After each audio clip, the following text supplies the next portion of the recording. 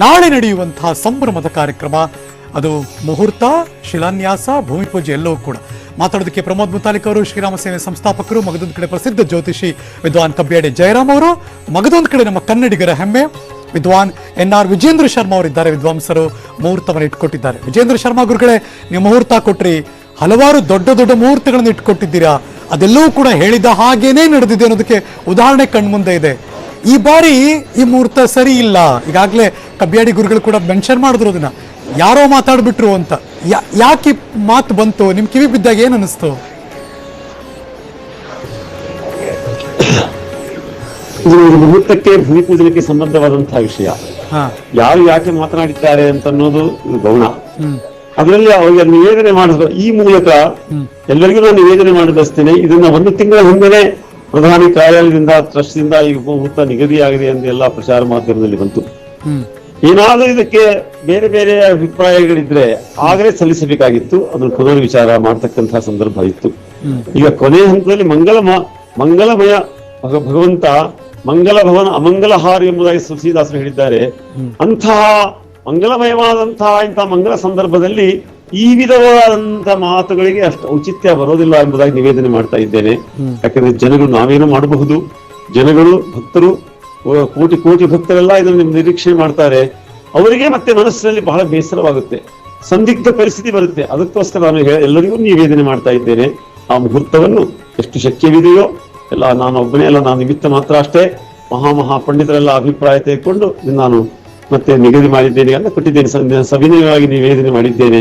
ಇದಕ್ಕೆ ಮೂಲ ಕಾರಣರು ಮತ್ತೆ ಅಂತಾರಾಷ್ಟ್ರೀಯ ಖ್ಯಾತಿ ಉಳ್ಳಂತಹ ಪೂಜನೀಯರಾದಂತಹ ಭಾರತ ಮಾತಾ ಮಂದಿರದ ಅಧಿಪತಿಗಳು ಹರಿದ್ವಾರ ಅವರು, ಗೋವಿಂದದೇವಗಿರಿ ಮಹಾರಾಜರು, ಅವರು ಸಂತೋಷ ಪಟ್ಟಿದ್ದಾರೆ. ಅವರ ಮತ್ತೆ ವಾತ್ಸಲ್ಯ ನನ್ನ ಮೇಲಿದೆ. ಇದನ್ನ ಸಂಪೂರ್ಣ ಕ್ರೋಢೀಕರಿಸಿದ್ದಾರೆ, ಹೊಸ ವಿಮರ್ಶೆ ಮಾಡಿದ್ದಾರೆ.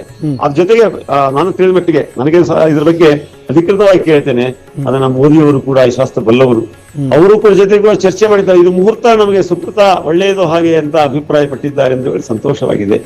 ಈ ಕಾಲದಲ್ಲಿ ನಿಜವಾಗಿ ಇಂತಹ ಚರ್ಚೆಗಳು ಯಾವಾಗ ಆಗ್ಬೇಕು, ವಾದ ಜಾಯತತ್ವಬೋಧ, ಆದ್ರೆ ಈ ಚರ್ಚೆಗಳು ಇಂತಹ ಸಮಯದಲ್ಲಿ ಆಗಬಾರ್ದು ಅಂತ ನನ್ನ ಪ್ರಾರ್ಥನೆ ಇದೆ. ಮುತಾಲಿಕರು ಅಲ್ಲೇ ಇದ್ದಾರೆ, ಅವರಿಗೆ ಅಂತ ಎಷ್ಟು ನೋವಾಗುತ್ತೆ, ಎಲ್ಲಾ ಜನಗಳಿಗೆ ನೋವಾಗುತ್ತೆ. ಜನಗಳಿಗೆ ಸಂತೋಷಂ ಜನಯೇತ್ ಪ್ರಾಜ್ಞ ತದೇವೇಶ್ವರ ಪೂಜನಂ ಎಂಬುದಾಗಿ ಮುಹೂರ್ತ ಕೊಟ್ಟಿದ್ದೇವೆ, ಘೋಷಣೆ ಆಗಿದೆ. ಅದಕ್ಕೆ ಏನಾದ್ರು ಸಂಶಯಗಳಿದ್ರೆ ಮೊದಲೇ ಹೇಳಬಹುದಾಗಿದೆ. ಈ ಕೊನೆಯ ಹಂತದಲ್ಲಿ ಹೇಳೋದು ಅಷ್ಟು ನಮಗೆ ಮನಸ್ಸಿಗೆ ಬಹಳ ಬೇಸರವನ್ನು ಉಂಟು ಮಾಡಿದೆ. ಇರ್ಲಿ, ಆದರೆ ಪರಮಾತ್ಮ ಶ್ರೀಯಾಂಶಿ ಬಹುವಿಜ್ಞಾನಿ, ನಮ್ಮನ್ನು ಕೂಡ ಪರೀಕ್ಷೆ ಮಾಡ್ತಾನೆ. ಜವಾಬ್ದಾರಿ ಇದೆ, ಎಲ್ಲಾ ಪಂಡಿತರ ಜವಾಬ್ದಾರಿ ಇದೆ. ಸಂಪೂರ್ಣ ಭಾರತೀಯರೆಲ್ಲ ಜಗತ್ತಲ್ಲಿರ್ತಕ್ಕಂತಹ ಸರ್ವೇ ಜನ ಸುಖಿನೋ ಭವಂತು ಎಷ್ಟು ಭಾವಿಕರಿದ್ದಾರೆ. ನಮ್ಮ ದೇಶದ ಭಾವನೆ ಏನಿದೆ, ಇದಕ್ಕೆ ಭದ್ರವಾದಂತಹ ಬುನಾದಿ ಇದೆ. ನಾವು ಕೇವಲ ಭಾವನಾಶೀಲರಲ್ಲ, ಅಷ್ಟೇ ವಜ್ರಾದಪಿ ಕಠೋರಾಣಿ ಮಧುನಿ ಕುಸುಮಾದಪಿ ಅಂತ ಎಂಬುದಾಗಿ ಹೇಳಿದ್ದಾರೆ. ಅದು ಗುರುಗಳಿಗೆ, ನ್ಯಾಯಾಧೀಶರಿಗೆ ಎಂಥ ಸಂದರ್ಭದಲ್ಲಿ ಕೂಡ ಕಣ್ಣೀರನ್ನು ತೆಗೆಯಲಿಕ್ಕೆ ಅವಕಾಶವಿಲ್ಲ ಗುರುಗಳಿಗೆ ಮತ್ತೆ ರಾಜನಿಗೆ. ಆದರೂ ಕೂಡ ಆ ಭೂಮಾತೆ ಕೃಪೆಯಿಂದ ನಾವು ಕೂಡ ಭಾವಿಕರಾಗ್ತಾ ಇದ್ದೇವೆ. ಎಲ್ಲ ಜನಗಳು, ಭಾವಿಕ ಜನರಿಗೆ ಸಂದೇಶ ಕೊಡ್ತಾ ಇದ್ದೇನೆ. ಯಾರೂ ಕೂಡ ಅದನ್ನ ಮರೆತು ಬಿಡಿ. ಒಳ್ಳೆಯ ಮುಹೂರ್ತ, ಮಂಗಲ ಮುಹೂರ್ತ, ಮಂಗಲಮಯ ಭಗವಾನ್ ಅಂತ ಎಂಬುದಾಗಿ ತುಳಸಿದಾಸ್ ಹೇಳಿದ್ದಾರೆ. ಮಂಗಲಮಯ ಅಮಂಗಲ ಹಾರಿ ಎಂಬುದಾಗಿ ಹೇಳಿದ್ದಾರೆ. ಅವಷ್ಟೇ ಇಲ್ಲ, ರಸ್ಖಾನ್ ಅವರು ಹೇಳಿದ್ದಾರೆ. ಪ್ರೀತಮ ಛವಿ ನೈವಿನ ಬಸಿ ಪರಿಚವಿ ಕಹಾ ಸಮಾಯ್ ಪರಿಸರಾಯ ಆಪರಕ್ಕೆ ಆಪ ಪ್ರತಿ ಜಾಯ್ ಅಂತ ಹೇಳ್ತಾರೆ. ನನ್ನ ರೋಮದಲ್ಲಿ ಮತ್ತೆ ಭಗವಂತ ಇದ್ದಾನೆ ಎಂಬುದಾಗಿ ಹೇಳ್ತಾರೆ. ಅವರು ಅಷ್ಟ ರಾಮನ ಭಕ್ತರು, ಕೃಷ್ಣನ ಭಕ್ತರು. ಹಾಗೆ ಕಬೀರದಾಸರು ಇದ್ದಾರೆ, ಬಿಹಾರಿದಾಸರಿದ್ದಾರೆ. ಎಲ್ಲರೂ ಕೂಡ ಇಷ್ಟು ಇದರಲ್ಲಿ ಒಂದು ದೊಡ್ಡ ಕಾರ್ಯದಲ್ಲಿ 2 ಶಕ್ತಿಗಳು, ಆಸ್ತಿಕ ಶಕ್ತಿಗಳು, ನಾಸ್ತಿಕ ಶಕ್ತಿಗಳು. ಆದ್ರಿಂದ ಅದನ್ನು ಹೆಚ್ಚು ನಾನು ವರ್ಣನೆ ಮಾಡಿ ಬಯಸೋದಿಲ್ಲ. ರಾಮನ ಬಗ್ಗೆ ಯಾರಿಗೂ ಅಜಾತ ಶತ್ರುವಾದಂತಹ ನಾನು ಕಬ್ಬಿಯಾಡಿ ಜಯರಾಮ್ ಅವರು ಕೂಡ ಮೆನ್ಷನ್ ಮಾಡಿದ್ರು. ಅದಾದ್ಮೇಲೆ ಪ್ರಮೋದ್ ಮುತಾಲಿಕ್ ಅವ್ರ ಹತ್ರ ಬರ್ತೀನಿ. ಗುರುಗಳೇ, ನಾಳೆ ಎಂತ ಮುಹೂರ್ತ? ನೀವು ಕೂಡ ಯಾರೋ ಏನೋ ಹೇಳಿದಾಗ ನೀವು ಕೂಡ ಅದನ್ನ ಅಳೆದು ತೂಗಿ ನೋಡಿರ್ತೀರಿ. ಆಗಸ್ಟ್ 5 12:30 ಎಂಥ ಗಳಿಗೆ ಅದು ಅಂತ. ನೀವು ಆಗ್ಲೇ ಹೇಳಿದ್ರಿ ಇದು ಒಳ್ಳೆ ಮುಹೂರ್ತ ಅಂತ. ಹೇಗೆ ಗುರುಗಳೇ? ಹೌದು, ಒಂದನೇದಾಗಿ ಪ್ರಪಂಚದಲ್ಲಿ ನಿರ್ದೋಷಿತವಾದಂತಹ ಮುಹೂರ್ತ ಯಾವ ಜ್ಯೋತಿಷಿಗೂ ಇಡೀ ಒಂದು ಯುಗದಲ್ಲಿಯೂ ಮಾಡ್ಲಿಕ್ಕೆ ಆಗೋದಿಲ್ಲ ಅಂತ ಜ್ಯೋತಿಷ ಶಾಸ್ತ್ರಕಾರರೇ ಹೇಳಿದ್ದಾರೆ. ದೋಷೈ ರಮೇಭಿ ರಖಿಲೈ ರಹಿತಂ ಮುಹೂರ್ತಂ ಲೋಕೆ ಖಲು ನಲಭತೆ ಖಲು ಮಂದಭಾಗ್ಯ, ಲೋಕೆ ಖಲೌ ನಲಭತೆ ಮಂದಭಾಗ್ಯ. ಕಲಿಯುಗದಲ್ಲೇ ನಮಗೆ ಸರಿಯಾದಂಥ ದೋಷರಹಿತವಾದ ಮುಹೂರ್ತ ಯಾರಾದರೂ ಪತ್ತೆ ಹಚ್ಚಿ ಕೊಟ್ಟರೆ ಅವನಿಗೆ ಸನ್ಮಾನ ಮಾಡಬಹುದು, ಪ್ರಧಾನಮಂತ್ರಿಗಳನ್ನು ರಾಷ್ಟ್ರಪತಿಗಳನ್ನು ಇಟ್ಟುಕೊಂಡು. ಹಾಗಾದ್ರಿಂದ ಮುಹೂರ್ತ ದೋಷ ಒಂದೂ ಇಲ್ಲದ ಮುಹೂರ್ತ ಅಂತ ಪ್ರಪಂಚದಲ್ಲಿ ಯಾರಿಗೂ ಸಿದ್ಧಪಡಿಸಲಿಕ್ಕೆ ಆಗುದಿಲ್ಲ. ಅನಾಪದಿ ಉತ್ತಮ ಕಾಲ, ಆಪತ್ತಿ ಇಲ್ಲದೇ ಇದ್ರೆ ಉತ್ತಮವಾಗಿ ಎಲ್ಲ ದೋಷಗಳಿಲ್ಲದ್ದು ಸಾಮಾನ್ಯವಾಗಿ ಅತ್ಯಂತ ಹೆಚ್ಚು ಸಮಂಜಸವಾದ ಮುಹೂರ್ತವನ್ನು ಗಣಿಸ್ಲಿಕ್ಕೆ ಬರ್ತದೆ. ಮಧ್ಯಮಾಪದಿ ಮಧ್ಯಮ ಕಾಲ, ಸಾಧಾರಣದ ಆಪತ್ತಿ ಇದ್ದಾಗ ಮಧ್ಯಮ ಕಾಲ. ಸತ್ಯಾತು ಅತ್ಯಾಪದಿ ಗ್ರಾಹ್ಯೋ ದುಷ್ಟೋಪಿ ಅಪವಾದಕ ಸಾಪವಾದಕ ಅಂತ. ಮಹಾ ಆಪತ್ತು ಇದ್ದಾವಾಗ ಯಾವುದೋ ಶುಭ ಕಾರ್ಯ ಮಾಡಬೇಕಾದ್ರೆ ಅದು ದುಷ್ಟ ಮುಹೂರ್ತ ಅಂತ ಆಗಿದ್ರೂ ಅಪವಾದಗಳಿದ್ದಾವಾಗ ಆ ಮುಹೂರ್ತವನ್ನು ಸ್ವೀಕರಿಸಬೇಕು. ಇದು ಧರ್ಮಶಾಸ್ತ್ರ ಮತ್ತು ಮುಹೂರ್ತ ಗ್ರಂಥಗಳ ಮುಹೂರ್ತ ಪದವಿ, ಮುಹೂರ್ತ ಚಿಂತಾಮಣಿ ಮತ್ತು ಮುಹೂರ್ತ ಮಾಧವಿಯಾದ ಮಹಾ ಗ್ರಂಥಗಳಲ್ಲೆಲ್ಲ ಹೇಳಿದ ಮಾತು. ಈಗ ಒಂದು ಕೊರೋನಾದ ಮಹಾ ಆಪತ್ತು ವಿಶ್ವವನ್ನು ಬಾಧಿಸ್ತಾ ಇದೆ. ಇದು ಒಂದು ರೀತಿ ಆಪತ್ತು. ಮತ್ತೊಂದು 700 ವರ್ಷಗಳಿಂದ ಈ ಹೋರಾಟ ನಡೀತಾ ಇತ್ತು. 70 ವರ್ಷ ಭಾರತ ಸ್ವಾತಂತ್ರ್ಯ ಆದಂದಿನಿಂದಲೂ ಹೋರಾಟ ನಡೀತಾ ಇತ್ತು. ವಿಚಾರ ವ್ಯಾಧಿಗಳು, ದೇಶದ್ರೋಹಿಗಳು, ಧರ್ಮದ್ರೋಹಿಗಳು ಇವರೆಲ್ಲ ಒಟ್ಟಾಗಿಕೊಂಡು ಇದನ್ನು ತಡೀತಾ ಇದ್ರು. ಸುದೈವವಶಾತ್ ಕಡೆಗೂ ಸುಪ್ರೀಂ ಕೋರ್ಟಿನಿಂದ ವರ್ಡಿಕ್ಟ್ ಅಥವಾ ನ್ಯಾಯದಾನ ಸಿಕ್ಕಿತ್ತು. ಈಗಲೂ ಮತ್ತು ಕೆಲವು ತರಲೆ ಮಾಡ್ತಾ ಇದ್ದಾರೆ. ಈ ತರಲೆಗಳಿಗೆ ಇನ್ನೂ ಅವಕಾಶ ಕೊಡ್ತಾ ಇದ್ದಾರೆ. ಏನೇನೋ ಹುಡುಕಿಕೊಂಡ ಆಪತ್ತನ್ನು ಸೃಷ್ಟಿಸ್ತಾರೆ. ಅದರಿಂದ ಅತ್ಯಾಪತ್ತು ಬರುವ ಕಾಲ ಸಂಭವ ಇರೋದ್ರಿಂದ ಆದಷ್ಟು ಶೀಘ್ರದಲ್ಲಿ ಮಾಡಬೇಕು ಅಂತ ಇದನ್ನು ನಿರ್ಣಯ ಮಾಡಿದ್ದಾರೆ.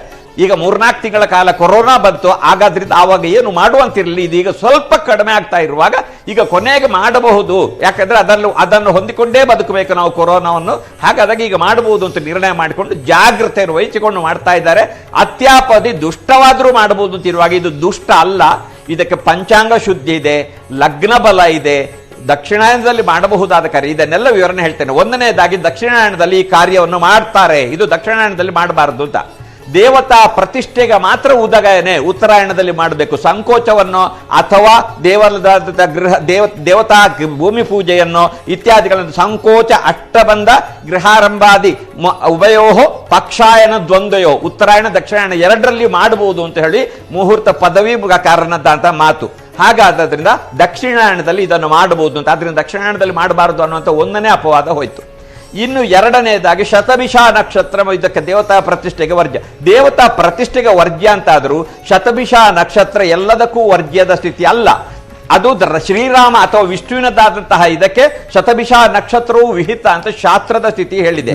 ಅದು ಬೆಳಿಗ್ಗೆ ಆ ದಿವಸ ನಾಳೆ ಬೆಳಿಗ್ಗೆ 9:14 ಶತಭಿಷ ನಕ್ಷತ್ರ, ಮರುದಿವಸ ಮಧ್ಯಾಹ್ನ 10 ಗಂಟೆ 52 ಬೆಳಿಗ್ಗೆ 10 ಗಂಟೆ 52 ನಿಮಿಷದವರೆಗಿರ್ತದೆ. ಈ ಶತಭಿಷ ನಕ್ಷತ್ರದಕ್ಕೆ ಮುಹೂರ್ತದ ಮಾಧವೀಯದಲ್ಲೇ ಅಥವಾ ಮುಹೂರ್ತ ಪದವಿಯಲ್ಲಿ ಎರಡರಲ್ಲಿ ಕೊಟ್ಟಿದ್ದಾರೆ.